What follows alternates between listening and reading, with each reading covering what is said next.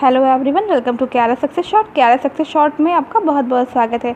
तो फ्रेंड्स, जैसा कि मेरा थंबनेल आपको दिख रहा होगा और आपको मालूम चल रहा होगा कि आज मैं आपको बताने वाली हूँ कोविड-19 के विषय में कुछ महत्वपूर्ण तथ्य, जो कि आपके आने वाले हर एक एग्जामिनेशन के लिए बहुत ही ज़्यादा महत्वपूर्ण है। क्यों महत्वपूर्ण है? क्योंकि जैसा कि आप जानते हैं कि कुछ भी अगर अलग सा होता है ना, तो वो सारी चीज़ें जो होती हैं हमारे न्यूज़ में करंट अफेयर्स के तौर पर जो है अक्सर एग्ज़ाम्स में पूछे जाते हैं। और जहाँ तक बात आती है कोविड-19 की, तो ये वर्तमान में एक वैश्विक महामारी है जिसे हम बोलते हैं ग्लोबल पैंडेमिक। और ये जो है, इस बीमारी का स्तर इतना ज़्यादा बढ़ चुका है जिससे हमारे देश में ही नहीं वरन बहुत सारे देशों में बहुत सारे लोग जो है प्रभावित हो चुके हैं। तो ये चीज़ जो है कोविड-19 जो है बहुत ही ज़्यादा इम्पॉर्टेंट रोल प्ले कर रही है आगे जाने वाले सभी एग्ज़ाम्स में। कोविड-19 से जो है कुछ इम्पॉर्टेंट क्वेश्चंस भी ज़रूर से पूछे जाएंगे। तो आइए जान लेते हैं कोविड-19 के विषय में कुछ महत्वपूर्ण तथ्य। तो शुरू करते हैं हमारा आज का वीडियो।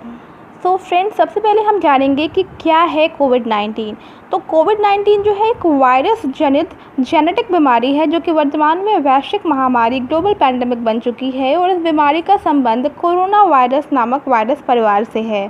तो आप सभी को पता है कि कोरोना नाम से जो है ये बहुत ही ज़्यादा चर्चित है, ठीक है ना। और कोरोना वायरस नामक वायरस परिवार से जो है ये है। तो यहाँ से आपको ये चीज़ इम्पॉर्टेंट है कि ये एक वैश्विक महामारी है और इसका संबंध किससे है? कोरोना वायरस नामक वायरस परिवार से है।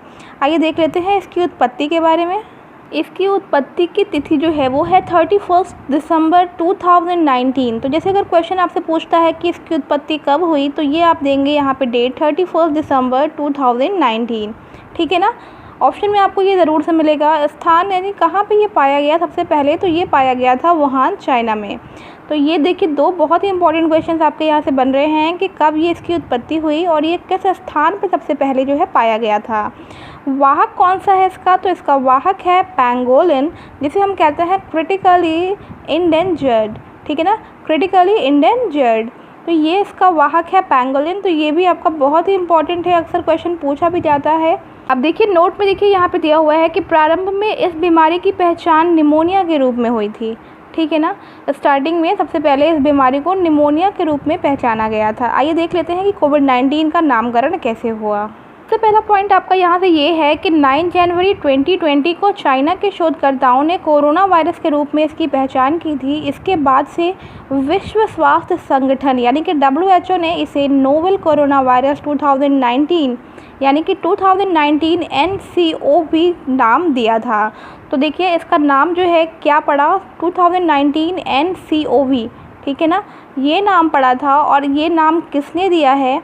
ये नाम दिया है इसे WHO ने, यानी कि विश्व स्वास्थ्य संगठन ने इसका नाम रखा है 2019-NCOV। ये सब ध्यान रखने वाली चीज़ें हैं। इसी तरह से क्वेश्चन आपको पूछेगा भी। सेकेंड देखिए आता है आपका कि 11 फरवरी 2020 को विश्व स्वास्थ्य संगठन ने वायरस जनित इस बीमारी का नाम कोविड-19 रखा, ठीक है ना। तो ये जो है आपका कोविड-19 नाम रखा गया है WHO के द्वारा। और कब रखा गया है? 11 फरवरी 2020 को। तो ये चीज़ याद रखने वाली है। नेक्स्ट देख लेते हैं।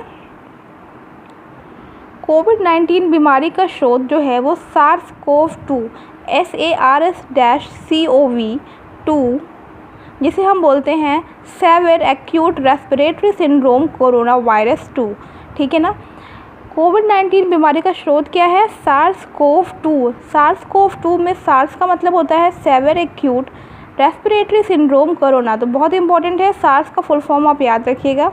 अब आती है बात कोविड-19 और WHO के बारे में। तो 30 जनवरी 2020 को विश्व स्वास्थ्य संगठन WHO ने कोविड-19 बीमारी को अंतर्राष्ट्रीय चिंता का सार्वजनिक स्वास्थ्य आपातकाल यानी कि public health emergency of international concern के रूप में घोषित किया है। इम्पॉर्टेंट क्या है यहाँ पे?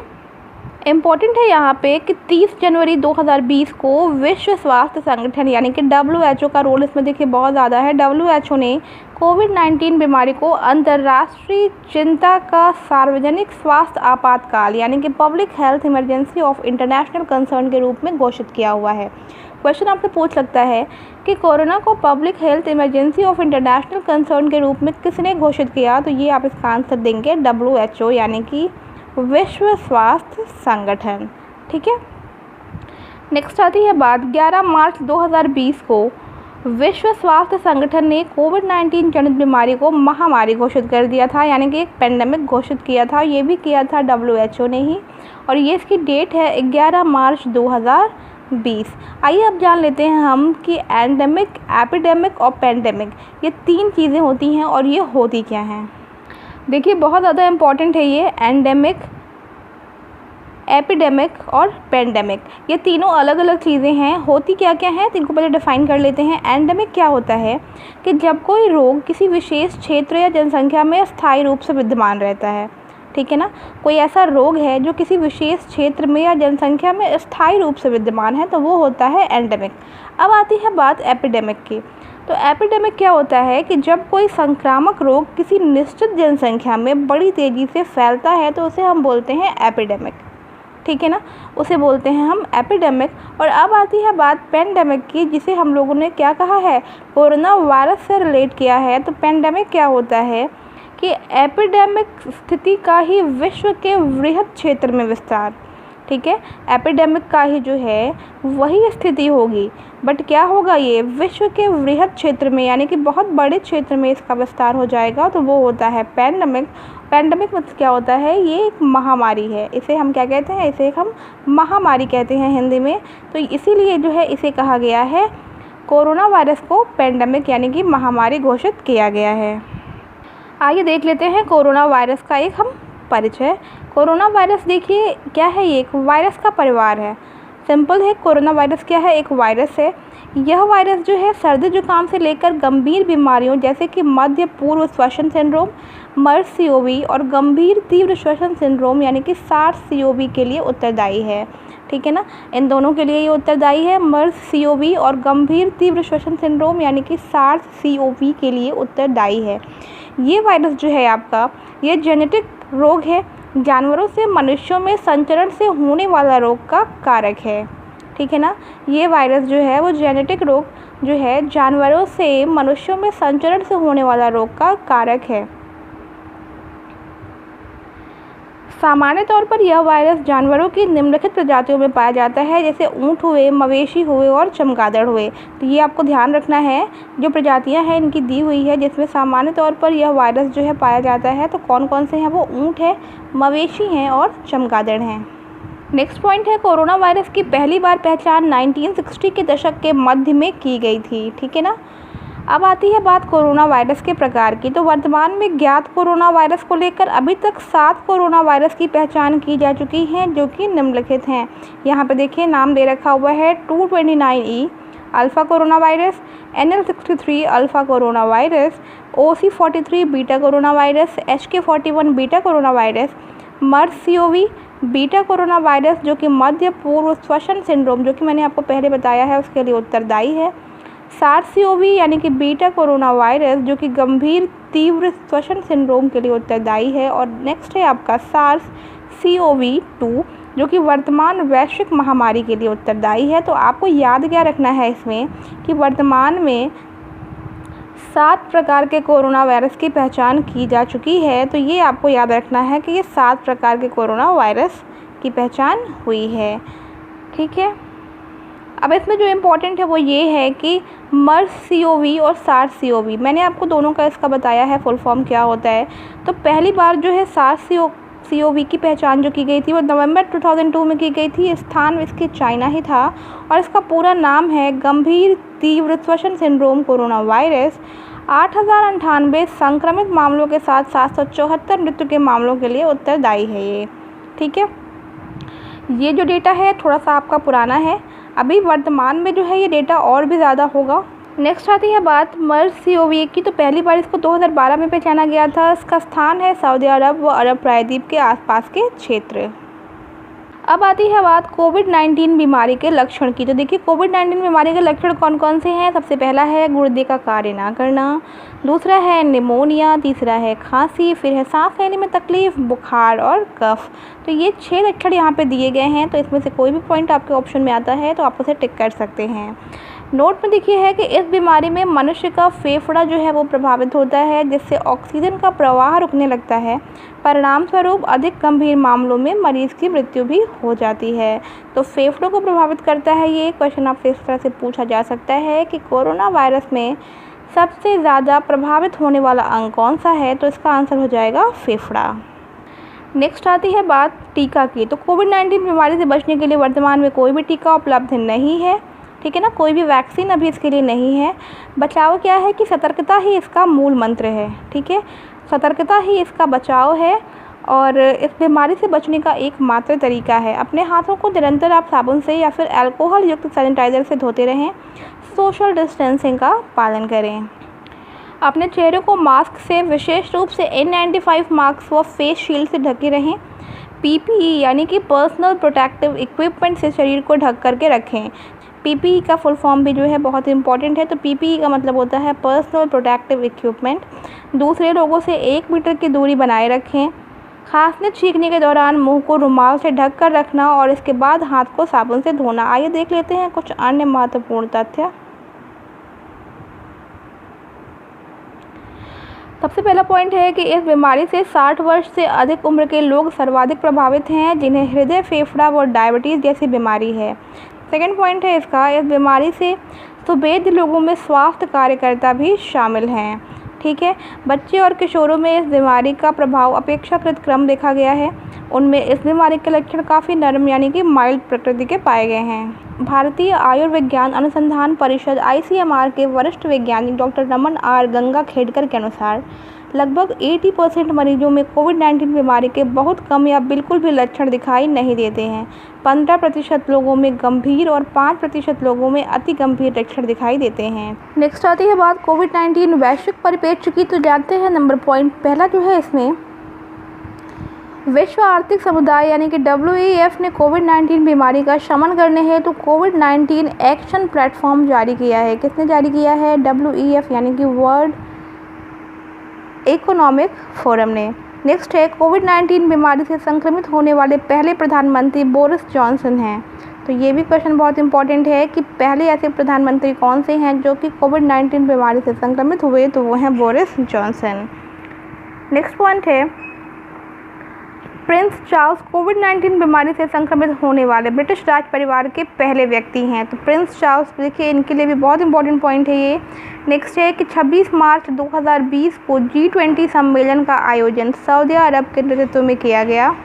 कोविड-19 महामारी के दौरान इस सम्मेलन का आयोजन वीडियो कॉन्फ्रेंसिंग के जरिए संपन्न हुआ। इसके लिए जब इस सम्मेलन को G20 वर्चुअल समिट का नाम भी दिया गया है, ठीक है, बहुत ही इम्पोर्टेंट है। G20 सम्मेलन जो है सऊदी अरब के नेतृत्व में किया गया है और ये जो है एक वीडियो कॉन्फ्रेंसिंग के जरिए संपन्न हुआ और इसके लिए ही इस समिट का नाम जो है G20 वर्चुअल समिट रखा गया।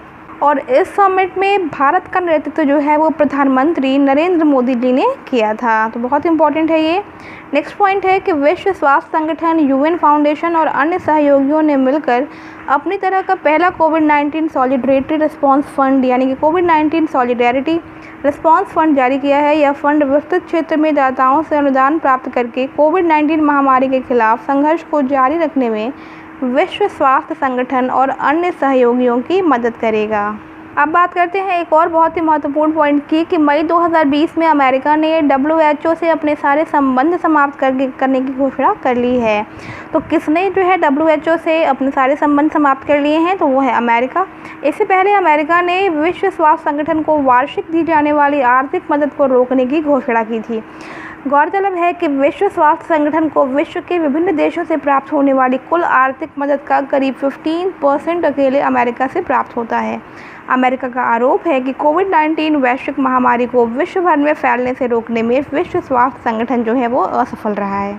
इसी वजह से उन्होंने क्या किया है, इसी वजह से अमेरिका ने जो है अपने सारे संबंध जो है WHO से समाप्त कर लिए हैं। नेक्स्ट बात आती है टोक्यो ग्रीष्मकालीन ओलंपिक की, जो कि कोविड-19 के प्रकोप के मद्देनज़र 1 वर्ष के लिए स्थगित कर दिया गया है। यह खेल 24 जुलाई 2020 को जापान के टोक्यो में आयोजित होने वाला था। अभी हम देख लेते हैं कोविड-19 भारतीय परिप्रेक्ष्य में कि 15 मार्च 2020 को भारत के प्रधानमंत्री नरेंद्र मोदी जी के आह्वान पर सार्क समूह के नेता कोविड-19 महामारी से निपटने के लिए सामूहिक रणनीति बनाने हेतु वीडियो कॉन्फ्रेंसिंग के जरिए मंच पर आए थे। इस दौरान भारत ने स्वैच्छिक योगदान के जरिए कोविड-19 आपातकालीन फंड का प्रस्ताव रखा था और इस फंड हेतु 10 मिलियन अमेरिकी डॉलर का योगदान भी दिया था। तो ये बहुत इम्पोर्टेंट है कि भारत ने 10 मिलियन अमेरिकी डॉलर का योगदान दिया है। नेक्स्ट आती है बात 11 मार्च 2020 को भारत में कोविड-19 संक्रमण के बढ़ते मामले को देखते हुए केंद्र सरकार ने महामारी अधिनियम 1897 को लागू कर दिया है। ठीक है, अब आती है बात महामारी अधिनियम की। इस अधिनियम के अंतर्गत किसी महामारी को रोकने के लिए कानूनी प्रावधान किए गए हैं और इस अधिनियम में कुल मिलाकर 4 धाराएं हैं और यह संभवतः सबसे छोटा अधिनियम है। धाराएं देख लेते हैं। पहला धारा जो है इसमें, इस अधिनियम का नाम महामारी अधिनियम 1897 है। यह अधिनियम संपूर्ण भारत पर लागू होगा। धारा नंबर 2 है, महामारी को रोकने के लिए राज्य सरकार को विनियम बनाने और विशेष उपाय करने की शक्ति। धारा 2A है, केंद्र सरकार की शक्तियाँ। बात करते हैं धारा नंबर 3 की। तो इस अधिनियम के तहत जारी किए गए सरकारी आदेश या विनिमय का उल्लंघन करना अपराध की श्रेणी में शामिल होगा और इस अपराध के लिए भारतीय दंड संहिता की धारा 188 के तहत सजा भी दी जा सकती है। बात करते हैं धारा नंबर 4 की। तो अगर कोई व्यक्ति इस अधिनियम की मूल भावना का अनुसरण करते हुए किसी महामारी को रोकने का प्रयास करता है तो उसके खिलाफ कोई भी कानूनी कदम नहीं उठाया जाएगा। अब बात करते हैं बहुत ही इम्पोर्टेंट जो कि क्वेश्चन जहाँ पे सबसे ज़्यादा उठ सकते हैं कि भारत में लॉकडाउन के चरण देखिए। पहला लॉकडाउन जो है 25 मार्च से 14 अप्रैल को तक के लिए लगा था और इसका घोषणा जो है प्रधानमंत्री के द्वारा की गई थी। दूसरा लॉकडाउन जो है वो लगा था 15 अप्रैल से 3 मई के लिए, वो भी प्रधानमंत्री के द्वारा ही इसका घोषणा किया गया था। लॉकडाउन 3 लगा था 3 मई से 17 मई, गृह मंत्रालय के द्वारा घोषणा की गई थी। लॉकडाउन 4 लगा था 18 मई से 31 मई के बीच, ये भी गृह मंत्रालय के द्वारा घोषणा की गई थी। और लॉकडाउन 5 लगा था 1 जून से 30 जून तक, ये भी गृह मंत्रालय के द्वारा घोषणा की गई थी। तो बहुत ही इंपॉर्टेंट फैक्टर्स हैं ये सब, और ये सब जो है आपके एग्ज़ाम में बिल्कुल भी पूछे जा सकते हैं। तो ये सब चीज़ें आप याद रखें कि पहला लॉकडाउन कब से कब तक लगा था। तो अब हम जान लेते हैं कोविड-19 से संबंधित केंद्र राज्य सरकार की योजनाएं वो ऐप। सबसे पहला है कोरोना कवच ऐप। तो कोरोना कवच ऐप जो है वो केंद्रीय इलेक्ट्रॉनिक और सूचना प्रौद्योगिकी मंत्रालय के द्वारा जो है ये बनाया गया है। सेकंड है ब्रेक द चेन अभियान, ये केरल सरकार के द्वारा किया गया है। थर्ड है ऑपरेशन शील्ड, ये दिल्ली सरकार के द्वारा बनाया गया है। नंबर 4 पे है नाड़ी ऐप यानी मोबाइल एप्लीकेशन प्लेटफॉर्म, ये पौंडीचेरी सरकार के द्वारा बनाया गया है। 5th है प्रज्ञाम ऐप, ये बनाया गया है झारखंड सरकार के द्वारा। नेक्स्ट आता है कोविड केयर ऐप, तो ये जो है बनाया गया है अरुणाचल प्रदेश की सरकार के द्वारा। इसके बाद आता है बिहार कोरोना सहायता ऐप, तो नाम से ही मालूम चल रहा है ये बिहार सरकार के द्वारा बनाया गया है। इसके बाद से बात आती है आरोग्य सेतु ऐप की, तो सबको पता होगा इसके बारे में। आरोग्य सेतु ऐप जो है वो भारत सरकार के द्वारा बनाया गया है। 9th है आपका समाधान मेगा ऑनलाइन चैलेंज, मानव संसाधन विकास मंत्रालय के द्वारा ये किया गया है। नेक्स्ट आती है बात 5T योजना की, तो ये दिल्ली सरकार के द्वारा की गई पहल है। नेक्स्ट है इसके बाद से करुणा पहल, तो ये सिविल सर्विसेज एसोसिएशन के द्वारा किया गया है। 12th नंबर है वी सेफ टनल यानी कि तेलंगाना के द्वारा। लाइफ लाइन उड़ान, ये है नागर विमानन मंत्रालय के द्वारा। ऑपरेशन नमस्ते अभियान जो है भारतीय सेना के द्वारा। नमस्ते ओवर हैंडशेक अभियान किया गया है कर्नाटक सरकार के द्वारा। और लास्ट आता है आयुष कवच कोविड ऐप, ये किया है उत्तर प्रदेश सरकार ने स्टार्ट। भारत में कोविड-19 बीमारी से होने वाली मृत्यु दर 2.8% है, जबकि 12 जून तक इस बीमारी से स्वस्थ होने वाले मरीजों की संख्या का प्रतिशत लगभग 49.4% है।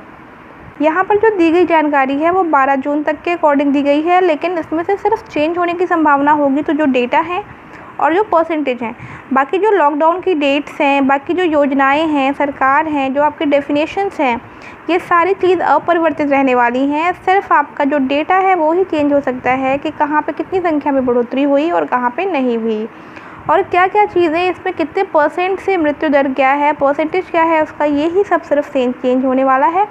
तो जिस हिसाब से जिस भी परीक्षा में आप इसका एग्ज़ाम देने जाएँ तो उस समय का तुरंत का डेटा देख करके ज़रूर से जाएँ।